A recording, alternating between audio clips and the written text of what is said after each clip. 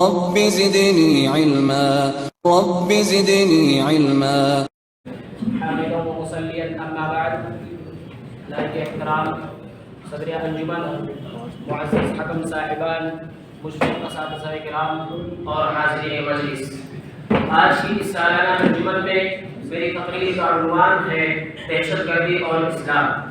سامعین کرام، اسلام وہ دین راحت ہے جس میں سب کے حقوق یکساں برابر ہیں، جس کی عدالت میں نہ کوئی عربی نہ عجمی، نہ کالا نہ گورا، بلکہ سب کے لیے یکساں ضابطہ و قانون ہے.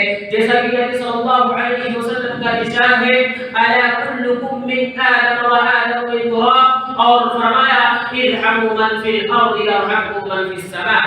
شاعر نے اس حدیث کے مفہوم کو اپنے اشعار میں ادا کیا ہے. کرو مہربانی تم اہل زمین پر، کرو مہربانی تم اہل زمین پر، خدا مہربان ہوگا عرش بری پر. خدا رحم کرتا نہیں اس بشر پر، خدا رحم کرتا نہیں اس بشر پر، نہ ہو درد ہی چوٹ جس کے جگر پر. سامعین کرام، اسلام جس نے غیر مسلموں کے ساتھ حسن سلوک کا حکم دیا ہے، آج تعصب و تنگ نسلی کا عالم یہ ہے کہ اس کے ساتھ شفاف تعلیم کو غلہ کرنے کی کوشش کی جا رہی ہے. وہ اسلام جس نے کتے کو پانی پلانے پر جنت کی بشارت دی اور بلی کو بھوکا رکھنے سے جہنم رسید کیا ہو، وہ مذہب جس نے ایک انسان کے قتل کو ساری انسانیت کا قتل قرار دیتے ہوئے من قتل نفسا بغیر نفس او فساد فی الارض فکانما قتل الناس جميعا، یعنی جس نے ایک انسان کو قتل کیا اس نے ساری انسانیت کو قتل کیا.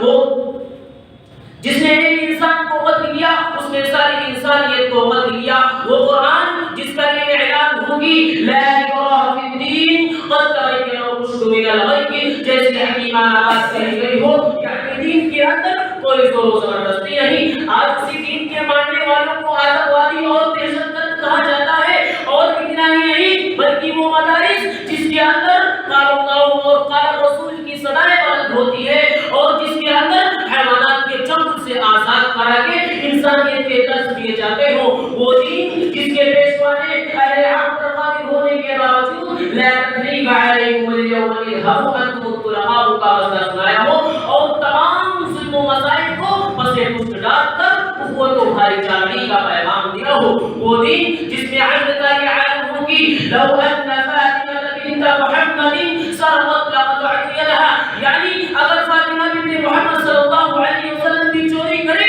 تو عدل کا تقاضا یہ ہے کہ اس کا بھی ہاتھ کاٹا جائے گا. وہ مدارس جس میں نبی صلی اللہ علیہ وسلم کے اخلاق حسنہ کو سکھلایا جاتا ہو، ان مدارس و مکاتب کو دہشت گردی کا اڈا بنانا یا ان مدرسین کو دہشت گرد کے نام سے موسوم کرنا اور اس قوم کے بارے میں یہ کہنا کہ وہ آتی ہے اس قوم کے افسانے سے.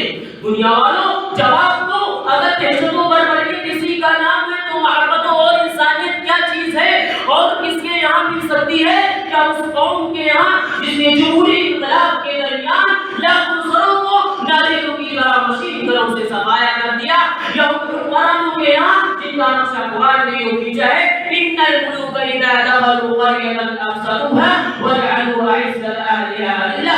کیا دنیا دار پجاریوں کے یہاں جن کی مہابھارت میں ایک روایت کے مطابق کروڑوں انسان مارے گئے؟ نہیں، ہرگز نہیں، بلکہ حقیقی امن و سکون اس ملک رحمت کے دربار میں مل سکتی ہے جس کی قیادت میں 82 جنگیں لڑی گئی اور جس نے قدرت پانے کے باوجود متکبر اور مغرور اور بے رحم انسان کو اللہم بقوم فانہم لا یعلمون کا پیغام سنایا تھا.